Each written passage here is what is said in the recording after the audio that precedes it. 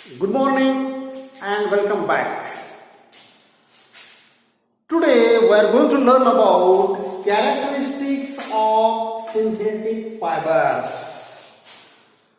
उसके पहले एक चीज आपको ध्यान में रखनी है.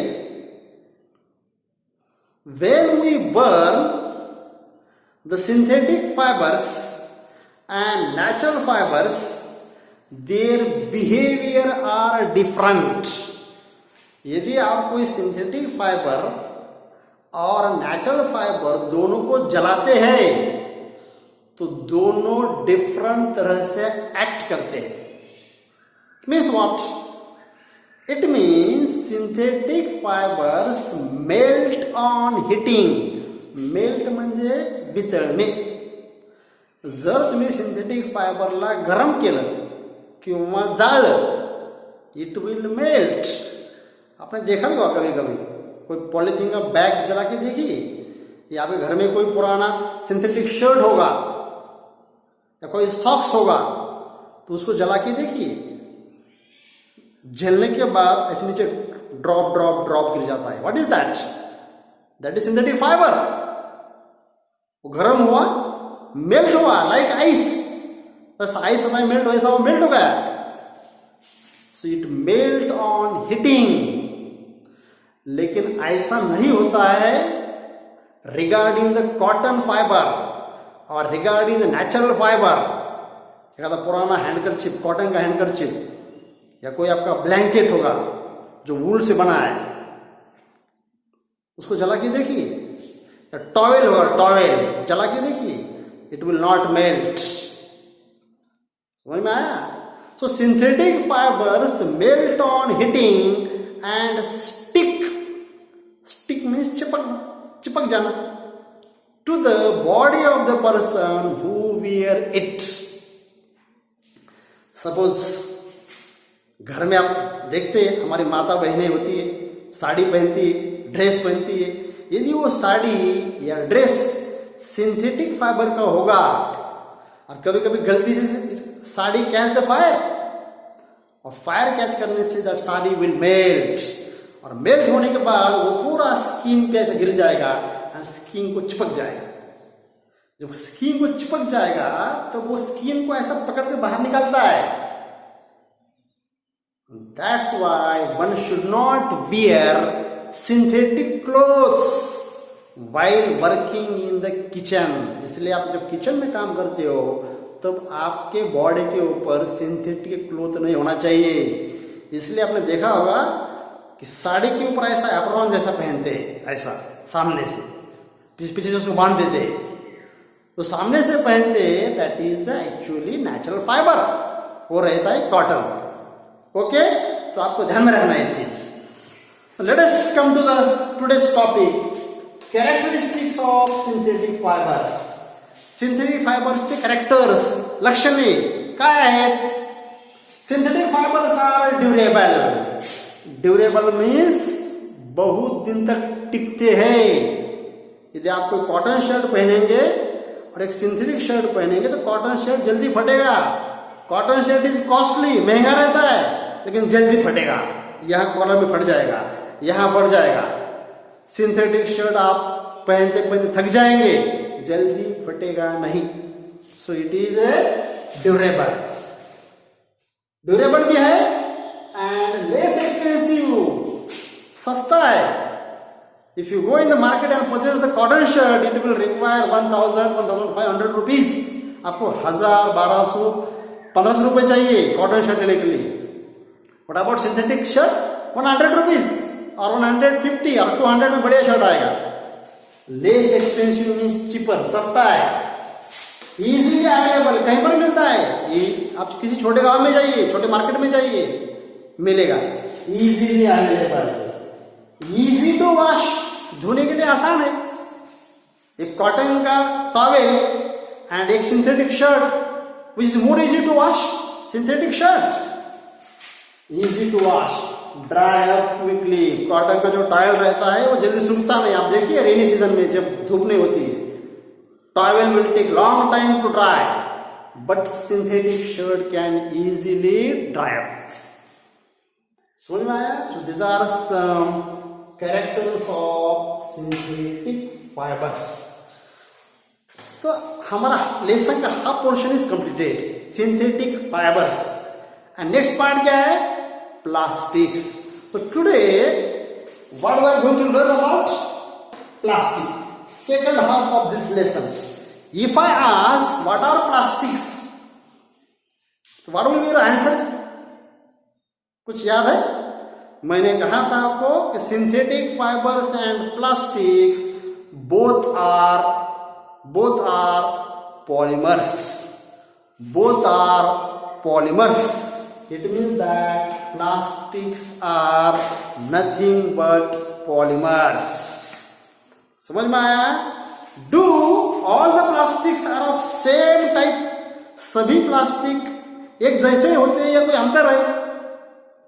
सभी प्लास्टिक एक जैसे नहीं होते। तो प्लास्टिक्स में क्या रहता है? कुछ डिफरेंस। क्या डिफरेंस है?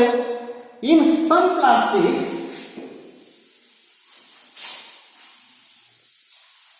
बराबर ध्यान दीजिए, समझ लीजिए। In some plastics,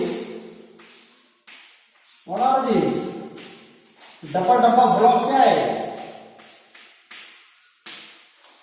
What is this? This is a unit. क्या है? Unit. One unit is linked with another. They join to another. तो कुछ प्लास्टिक्स में अरेंजमेंट ऑफ यूनिट्स, ये क्या है? Arrangements of units. ऐसे कितने यूनिट्स है? लाखों, राइट? ऐसा रहता है। Whereas in some plastics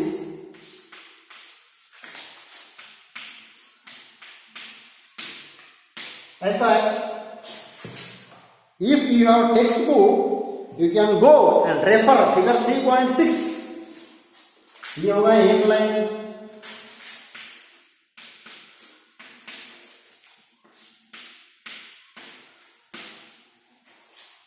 this one line, ये ऐसी लाइन है, अनदर लाइन। तो क्या फर्क है? ऐसी लाइन सेपरेट नहीं, इसको ये अटैच है, इसको लिंक है, इसको ये लिंक है, इसको ये लिंक है, इसको ये लिंक है। समझ में आया? So this is called as linear arrangement. Linear means in the form of line. ऐसे एक दूसरे को ज्वाइन है।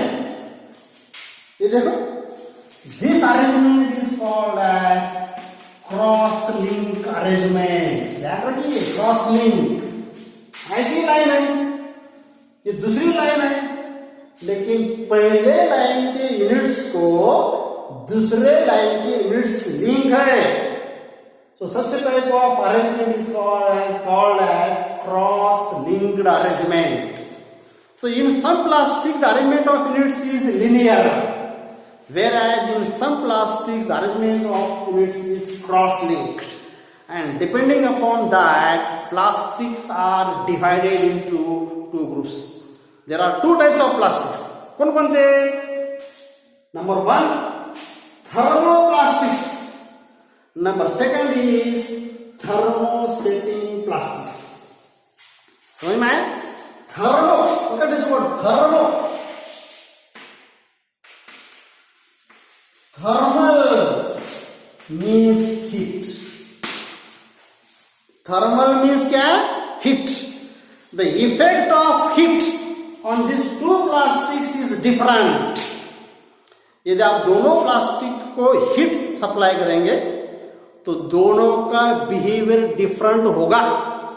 क्या डिफरेंट होगा? आप इस प्लास्टिक को ले लो, जहां अरेंजमेंट ऑफ यूनिट्स कैसा है? लीनियर। इस प्लास्टिक को ले लो, it will melt on heating, it will melt means it become soft. कोई एक मटेरियल है, वो मेल्ट होने के बाद it become soft, and melt होने के बाद आप उस प्लास्टिक को जो चाहे वो शेप, जो चाहे वो आकार दे सकते हो। समझ में आया? फॉर एग्जाम्पल एक प्लास्टिक ले आपने, एक बकेट आपने प्लास्टिक की ली, उस बकेट को यूज किया, बाद में बकेट फूट गई, फूटने दो, उसको बेच दो भंगार में। भंगार वाला लेता है, उसको भेजता है कंपनी में, इंडस्ट्री में। इंडस्ट्री क्या करती है? उसको गर्म करती है, उसको मेल्ट करती है, और मेल्ट करके उसको नया शेप, नया आकार देती है। ऐसा आप कितने बार कर सकते हैं? ऐसा आप जितने बार चाहे उतने बार कर सकते हैं। लाइक मेटल्स, पता नहीं मेटल्स, कोई मेटल ले लो, फॉर एग्जाम्पल आप गोल्ड ले लो, गोल्ड को गर्म करो, इट विल मेल्ट। मेल्ट के बाद उसको जो चाहे वो आकार दे दो। तो थर्मोप्लास्टिक्स आर लाइक मेटल्स। क्या है? The plastics which can be soften means which can be melt on heating and can be bent easily. Bent means वाकवने, उसको बेंड करना। आप बेंड करना मीन्स उसको जो चाहे आप आकार दे सकते हैं। Such plastics are called as thermoplastics. इसके विरुद्ध the plastics which when molded ones, molded means क्या? Mould means bent. ये ऐसे प्लास्टिक्स है, एक बार आप जब उसको बनाएंगे फैक्ट्री में, तब उसी बार आप उसको जो चाहे वो आकार दे सकते हो। दे दिया आकार, बन गया। फॉर एग्जाम्पल आपका इलेक्ट्रिक स्विच, बराबर है, बाद में स्विच खराब हुआ, तो कभी आप खराब हुआ वाला स्विच जला के देखिए, can it melt? No, melt नहीं होता है, वैसे जलता है लकड़ी जैसा, राइट? तो आप इसको मेल्ट नहीं कर सकते। मेल्ट नहीं कर सकते तो आप उसको और नया शेप, आकार नहीं दे सकते।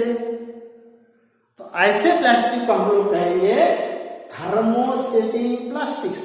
The plastics which when molded, mold means bent, once cannot be softened on heating। एक बार आपने उसको मोल्ड किया बनाते time, moulded once can not be soften on heating. उसको आप बाद में मेल्ट नहीं कर सकते हो, मेल्ट नहीं कर सकते, उसको आप नया शेप नहीं दे सकते हो। ऐसे प्लास्टिक को कहेंगे हम लोग thermosetting plastics, right? So this first thermoplastics, they can be softened on heating and can be made easily. How many times?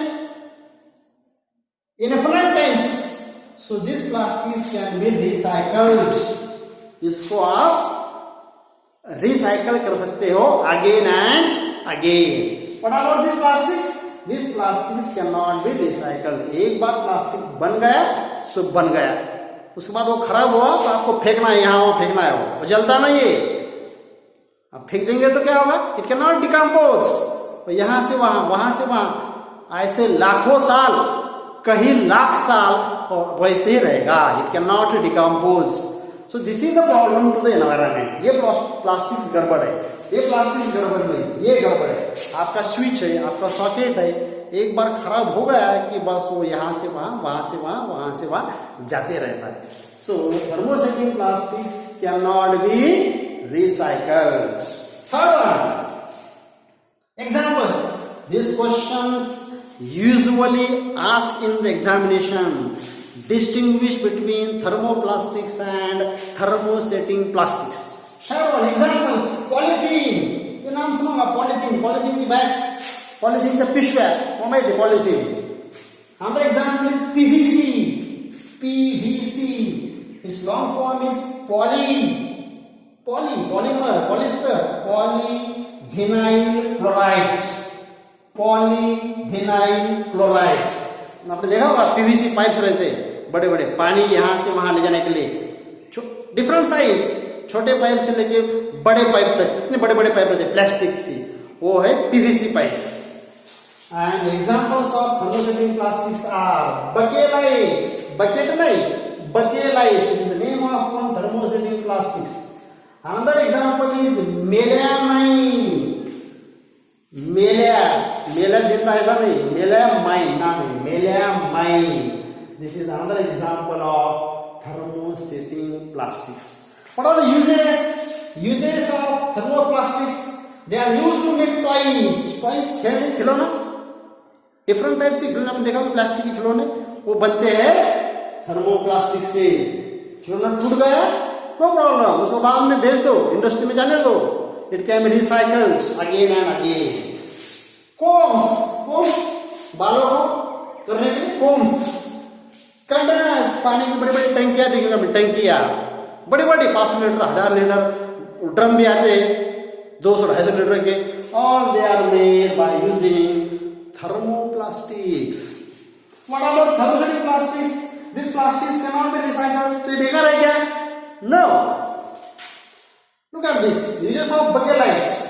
Bakelite is a bad conductor of heat and electricity. ध्यान रखना, एक question आपके exercise में है, why bakelite is used to make electrical switches. क्यों switches हम लोग बकेलाइट के बनाते हैं? बकेलाइट तो थर्मोसेटिक प्लास्टिक है, इसका क्यों बना? इसका बना क्या होगा यदि इसका बनाएंगे आप लोग तो कभी कभी स्विच हो जाता है गर्म। आपने देखा होगा स्विच गर्म हो जाता है ज्यादा लोड आने के बाद, यदि गर्म होगा तो इट विल मेल्ट तो इट विल नॉट वर्क। तो आपको ऐसा प्लास्टिक चाहिए कि वो मेल्ट ना हो, and which is bad conductor of electricity. ये भी बैड कंडक्टर है of electricity but not heat. Heat थोड़ा मिलने से इट विल मेल्ट। आपने देखा कुछ प्लास्टिक, देखो आपके पानी की बॉटल ले लो, उसमें गर्म पानी डाल दो, गर्म पानी ऐसे हो जाएंगे वो आड़े टेढ़े हो, इट विल मेल्ट। बकेलाइट, जो बकेलाइट है, it is bad conductor of heat and electricity. That's why bakelite is used to make electrical switches, switch plugs, bakelite. It's a bad conductor of heat. That's why it is used to make the handles of utensils. देखा कभी? Cooker आता है, cooker का handle देखो, और कुछ होता है फ्राइंग पैन्स, उसका हैंडल देखो, वो रहता है ऊपर ब्लैक कलर का coating. What is that? That is a bakelite. We cannot use this plastic. यदि इस प्लास्टिक का हम हैंडल करेंगे तो क्या होगा? कुकर बहुत गर्म रहता है, हैंडल थर्मोप्लास्टिक का है तो हैंडल मेल्ट हो जाएगा, हर दिन मेल्ट हो जाएगा, चलेगा ऐसा नहीं। दैट्स व्हाई पॉलिश किया जाता है वहां पे बकेलाइट। ध्यान रखिए, bakelite is a bad conductor of heat and electricity. That's why bakelite is used to make electrical switches and handles of utensils.